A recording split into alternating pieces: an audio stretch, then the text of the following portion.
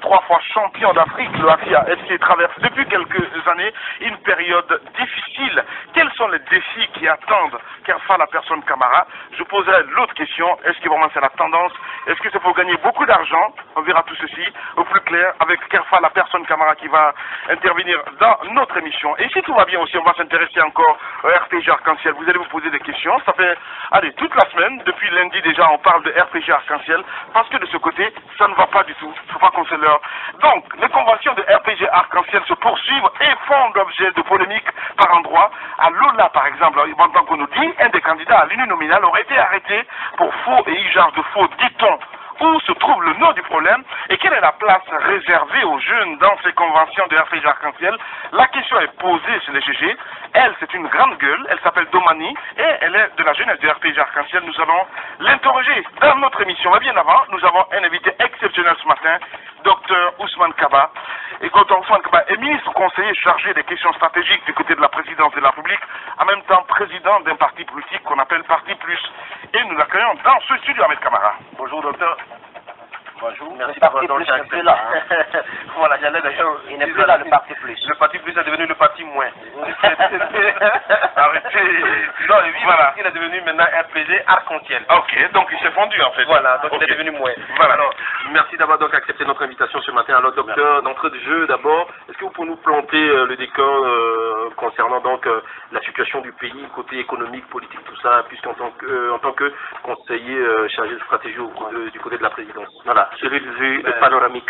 Ok, merci beaucoup. Je voudrais déjà relever les deux premiers points. Le premier, c'était parlant du Parti Plus. Je crois que vous êtes corrigé vous-même. Le Parti Plus s'est associé au RPG et à d'autres partis pour créer RPG Arc-en-Ciel.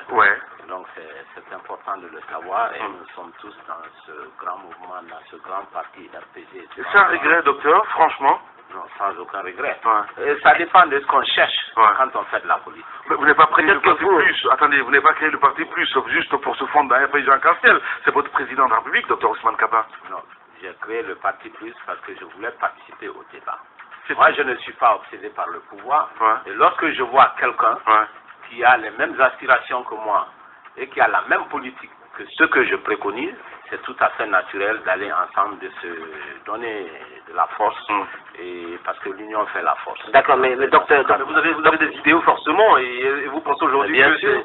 C'est parce que ces idéaux sont partagés par le professeur Alpha Condé. Et vous pensez que vos idéaux sont respectés aujourd'hui? Ce que vous avez pensé faire si vous étiez président de la République, c'est ce qui se passe aujourd'hui? Mais bien sûr. Mais docteur, peut-être parce que vous avez vu déjà le bout du tunnel, vous occupez un poste de responsabilité assez important, mais vous avez des membres dans votre parti politique, vous n'êtes pas le seul au sein de ce parti. Oh là là. Quel débouché pour eux? Est-ce que, oui, comment est-ce qu'ils peuvent vivre au sein d'une grande famille politique? On a l'impression que vous avez été phagocyté par la grande famille Arc-en-Ciel.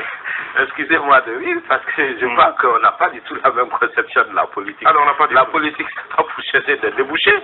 Aux jeunes gens, je vais dire, aller étudier, aller apprendre un métier pour chercher un débouché. La politique sert à exprimer les idéaux d'un peuple. C'est une conviction. Et voilà, c'est une conviction. Il faut partager des valeurs et essayer d'atteindre ces objectifs-là. Ce n'est pas du tout une question de place.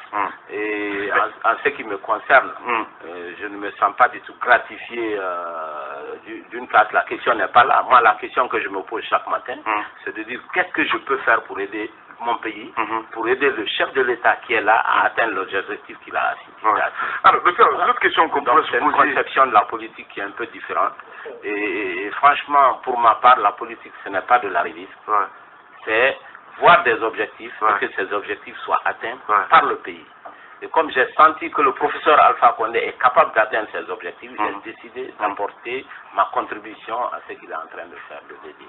Mais ça peut ne pas être le professeur Alpha Condé, ça peut être n'importe qui si je partage les mêmes options que vous. Parce qu'on sait très bien, vous étiez avec Lydia Touré à l'époque, docteur Ousmane Kaba. Absolument. Si vous pouvez partager les objectifs, atteindre les objectifs, moi, je pense qu'il faut le faire. Ça ne doit pas être une course effrénée à la place. C'est une conception que je ne partage pas du tout. Allez-y. Alors, vous m'avez posé une question, je pense qu'il ne faut pas l'oublier. Allez-y, docteur. Quel est le panorama politique, économique et social de la Guinée? Aujourd'hui, la Guinée se trouve à la croisée des chemins. Nous sommes comme à un grand carrefour, l'automobiliste qui arrive à un grand carrefour. Vous avez le choix, prendre la bonne route ou la mauvaise route. La Guinée est là aujourd'hui. Nous aspirons à emprunter la route de la démocratie. Et toutes les forces de la Guinée doivent coaliser pour atteindre ces objectifs. Je parle de toutes les forces, aussi bien de la mouvance que de l'opposition, parce qu'après tout, nous sommes tous des Guinéens et nous partageons le même objectif de développement économique et social. En clair, c'est une drague en direct. Et de toute façon, sur le plan économique, nous avons fait des avancées. Il reste beaucoup à faire parce que les problèmes majeurs ne sont pas encore totalement résolus, mais les conditions sont en place pour que ce problème puisse être. Justement, docteur, je reviens sur cette question. Quand vous parlez d'unité, vous parlez à la mouvance, vous parlez aussi à l'opposition. Peut-on rêver peut-être d'avoir un gouvernement d'union nationale? C'est ce que vous essayez de dire en substance ou pas du tout? Ou je reste trop? Non, c'est pas ça la question. Ce que je veux, c'est que les Guinéens partagent les mêmes valeurs démocratiques et que nous partagions les mêmes règles du jeu. C'est-à-dire, lorsqu'il y a une majorité au pouvoir, que la minorité respecte le vote des électeurs et que cette majorité soit soucieuse de défendre les droits de la minorité. Parce que la démocratie, au fond, c'est ça. C'est que chaque être humain dans un pays puisse avoir des aspirations et puisse les réaliser. Et vous pensez que ce n'est pas le cas actuellement?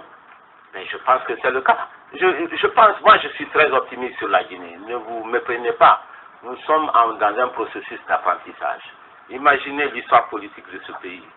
Ça fait 50 ans que nous sommes indépendants. La Guinée n'a jamais réellement expérimenté la démocratie. Donc c'est comme si vous êtes à l'école. Donc il faut attendre d'apprendre. Absolument, je suis un enseignant. Et lorsque les jeunes chahutent, je dis que ça fait aussi partie du processus d'apprentissage. Voilà, docteur, tout à l'heure vous disiez qu'il y a des avancées en matière d'économie. Voilà, la question est de savoir qu'est-ce que vous faites pour joindre cette avancée économique à la vie sociale, parce que nous avons quand même besoin de l'observer. Il y a certains services sociaux qui sont en train de ne pas être fournis tels que nous en avions l'habitude. Concrètement, comment on peut observer ces avancées économiques? Mais c'est une très bonne question et je vais vous donner des réponses précises. Parce que lorsqu'on parle d'avancée économique, ça ne veut pas dire que du jour au lendemain, la Guinée est devenue un pays développé. Nous sommes toujours un pays sous-développé. Et les avancées économiques réelles prennent beaucoup de temps. C'est une question de génération lorsqu'on veut développer un pays. Nous avons, pendant les premières deux années, essayé d'avoir de la stabilisation macroéconomique. Ce n'est pas des grands mots. C'est simplement essayer d'avoir un budget qui tienne la route, une monnaie nationale qui tienne la route, qui ne se dévalorise pas tous les jours. Alors, conséquence pratique, lorsque vous avez une monnaie qui est stable, comme c'est le cas aujourd'hui, le pouvoir d'achat de l'ouvrier est préservé, le pouvoir d'achat du paysan est préservé. Vous vous souvenez, il y a quelques années en Guinée, chaque mois, les gens perdaient du pouvoir d'achat. On voyait la pauvreté avancer à vue d'œil.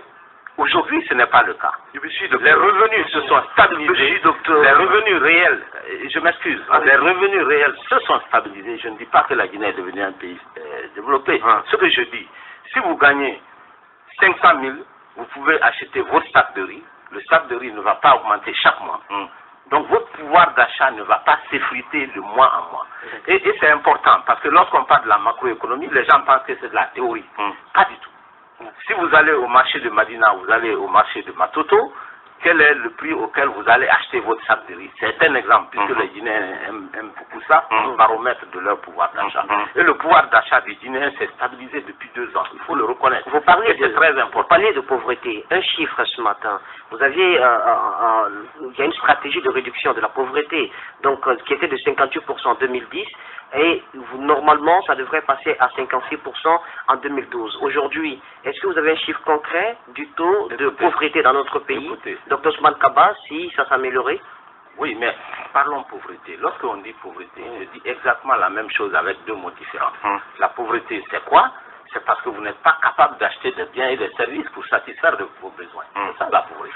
Donc lorsque je parle du pouvoir d'achat qui s'est stabilisé, je suis en plein dans la lutte contre la pauvreté.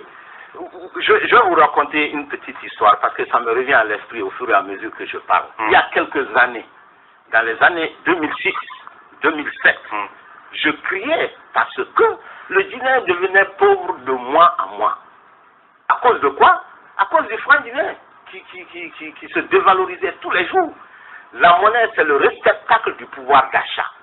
Donc c'est l'étalon de mesure de la pauvreté. Quelle est la quantité de monnaie? Quelle est la quantité de biens et services que vous pouvez acheter pour satisfaire de besoins? La Guinée n'est pas devenue développée en 2 ans. Mais la Guinée a stabilisé le pouvoir d'achat en 2 ans. C'est déjà beaucoup. Alors, la prochaine étape, il va falloir augmenter la production des biens et services. Un autre chiffre, donc, il va falloir développer l'agriculture, il va falloir développer le secteur des transports, le secteur minier, le secteur des... Vous avez parlé d'inflation, docteur. Vous avez parlé d'inflation, nous sommes toujours à 2 chiffres, c'est 13%. Comment est-ce possible en 2 ans? Vous dites tout de suite, oui, on s'en sort. Mais d'où vous venez? Mais d'où je viens? Oui. C'est à combien de pourcents on était? Ce n'est pas la question, docteur. Absolument. Mais non, ce n'est pas la question. Absolument. Lorsqu'on parle de l'appréciation d'un... Toujours à 2%, toujours à 2 chiffres. Attendez, lorsqu'on parle de l'appréciation d'un indicateur économique, il s'agit de voir l'évolution de cet indicateur dans le temps. Donc c'est une notion dynamique. Lorsque vous quittez une inflation de plus de 25% et que vous êtes à 12%, c'est un progrès immense. Ça veut dire que vous avez coupé l'inflation en 2. Alors c'est extraordinaire en 2 ans. C'est très difficile d'avoir 5 points de réduction dans un pays. Mais nous, plus de 10 points de réduction. Donc c'est pour ça que je dis que c'est un progrès. Progrès pour d'où nous venons. Si vous ne savez pas d'où vous venez, vous ne pourrez jamais savoir où vous allez. Oui, docteur, je comprends tout ça. En 2011, on note bien le PIB a prêté d'arriver à 5,1% au moins en 2013. Est-ce que ce chiffre-là a été atteint au stade on n'a pas fini 2013. Lorsque nous serons en 2014, pendant les 3...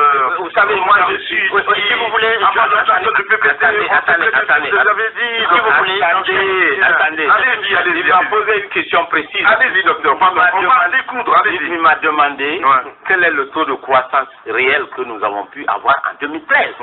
Je lui dis que nous sommes en avril 2013 et que le taux de croissance de 2013 ne sera connu qu'à la fin du premier trimestre 2014. D'accord. Alors, quoi que ça, en 2012, par exemple. Maintenant, pourquoi est-ce que nous nous battons tous pour faire ce pays un pays paisible politiquement? Pourquoi on veut qu'il y ait des institutions républicaines? C'est ça l'objectif. Lorsqu'on a un pays politiquement stable, avec l'ensemble de ces institutions, le pays a une bonne renommée, ça attire les investisseurs. Lorsque les investisseurs sont attirés, soyons pratiques, ça veut dire que c'est quelqu'un qui va venir d'Espagne, de France, de Chine, qui va créer une usine à Koya. Et que cette usine va utiliser 500 personnes. Donc va distribuer des revenus à 500. C'est comme ça qu'on combat le champ. Est une lutte pour asseoir la prospérité économique. Alors justement, c'est que maintenant... Parce que les gens ne voient pas le lien. C'est le contrat qui se reproduit. Oui, justement, maintenant c'est le contrat qui se produit, parce qu'il y a des entreprises qui ferment, qui mettent la clé sur le paillasson. Qu'est-ce qui est fait justement pour encourager ces entreprises-là à rester? D'abord 2 choses. La première chose, il faut savoir que les entreprises qui ferment et les entreprises qui ouvrent, c'est la vie normale de la société économique. Dans n'importe quel pays, tous les jours, attendez, dans tous les pays et tous les jours, les entreprises ferment et d'autres entreprises ouvrent. Ce qui est important, c'est le solde net. Est-ce qu'il y a plus d'entreprises qui ouvrent par rapport aux entreprises qui ferment? Là, on peut dire ça va bien ou ça va moins bien. Alors là où je suis d'accord avec vous, c'est qu'il faut continuer à améliorer le climat des affaires en Guinée. Il y a beaucoup de choses qui sont à faire.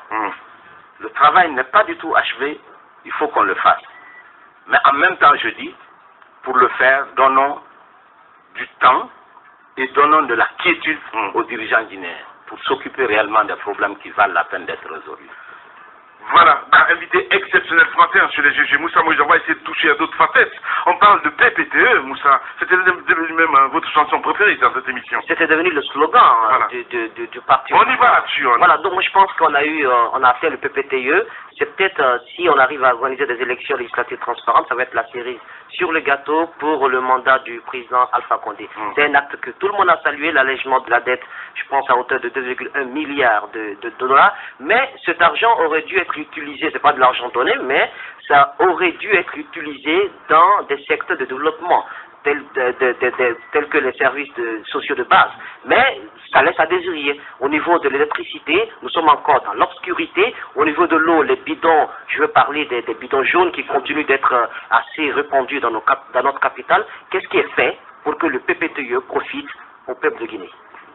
C'est une très bonne question. Vous vous souvenez, je suis venu moi-même parler du PPTE ici.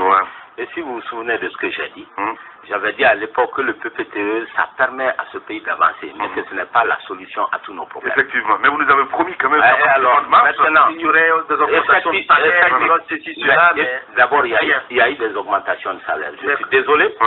Des augmentations substantielles de salaire. Non, on a vu ce que ça coûtait à l'État. Justement. Et ça a été quand même un sacrifice que l'État a fait, mais difficilement. C'est graduel et puis voilà. Si vous pouvez m'écouter. Allez-y, docteur. Allez-y. PPTE, ça veut dire quoi? Lorsqu'on allège la dette comme une personne, ça veut dire que vous ne dépensez plus autant pour repayer la dette extérieure. Donc cet argent peut être réutilisé pour faire autre chose.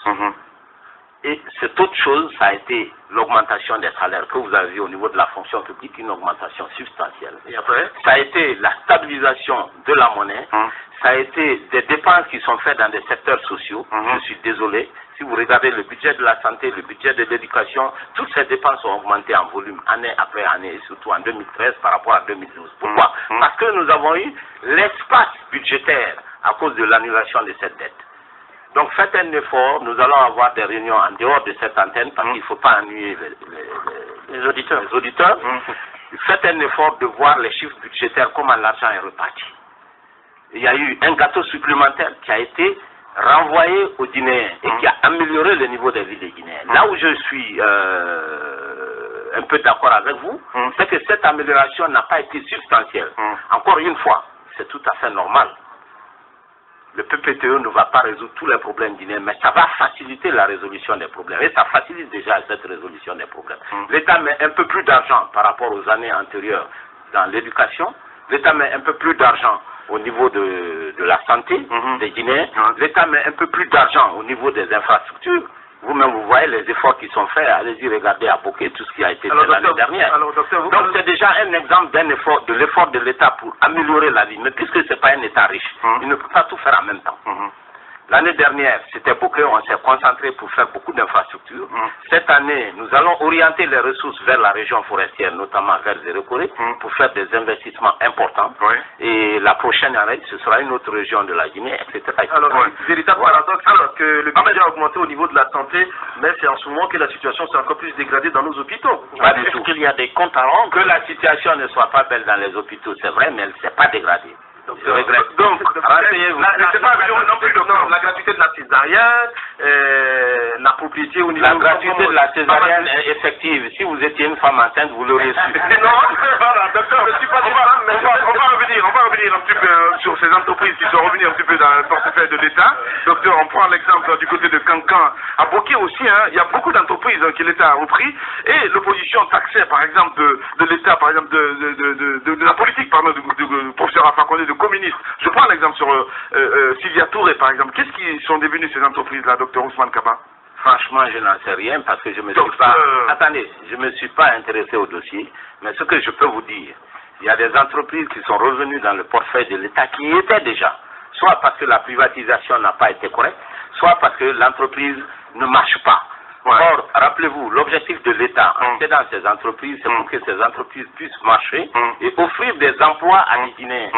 Maintenant, si on se trouve que c'est la mauvaise personne qui a acheté l'entreprise, qui n'est pas intéressée par l'activité de l'entreprise, et que cette entreprise ne génère pas d'emploi, je crois que c'est tout à fait normal que l'État revoie la question pour voir comment on peut relancer l'appareil de production et donner la chance à des Guinéens pour que ceci puisse passer. Voilà, c'est ça la philosophie. Sur Radio Espace, on va essayer de jouer un peu Sylvia Touré en direct dans cette émission qui a aussi son mot à dire. Allez-y, mon cher Bantanko. Oui, vous avez dit que chaque année, vous augmentez donc le budget de plusieurs départements. Aujourd'hui, on a fait cas donc du département de la santé. Mais docteur Kaba, dites-nous aujourd'hui, est-ce que vous attendez donc les résultats concrets sur le terrain? Quel est le département qui vous a fait le compte et qui a effectivement amélioré ces conditions?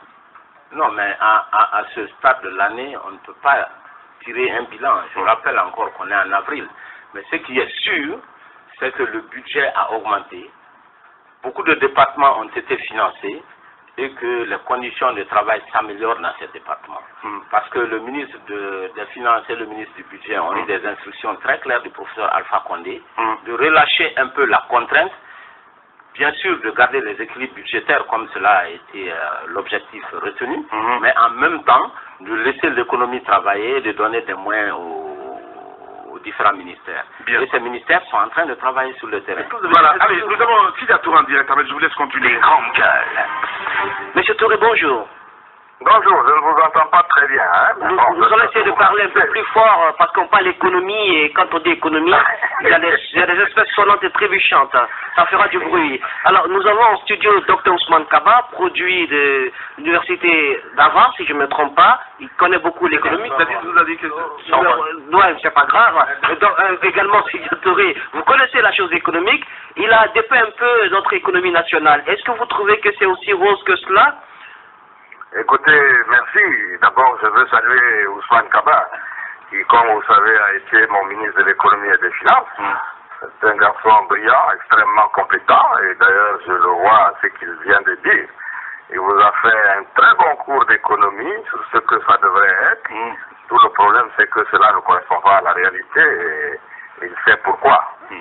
C'est qu'en réalité, nous ne sommes pas dans la voie de mettre en place une forme de création de richesse dans ce pays qui pourrait profiter à qui que ce soit. Vous avez parlé du taux de croissance tantôt. 2011, il était de 4,5%, je crois, d'après ce qu'on nous a indiqué. En 2012, il sera de moins 4%. Donc, j'estime que nous ne sommes pas en train de créer de la richesse dans ce pays. Pour des raisons évidentes, hein, dont il a parlé, mais de manière un peu anodine.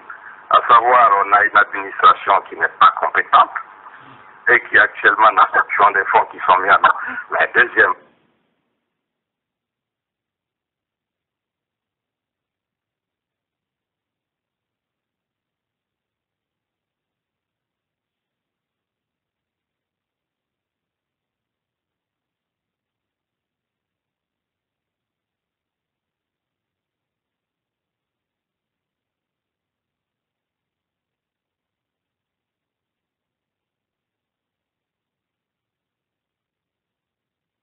le problème le plus essentiel, car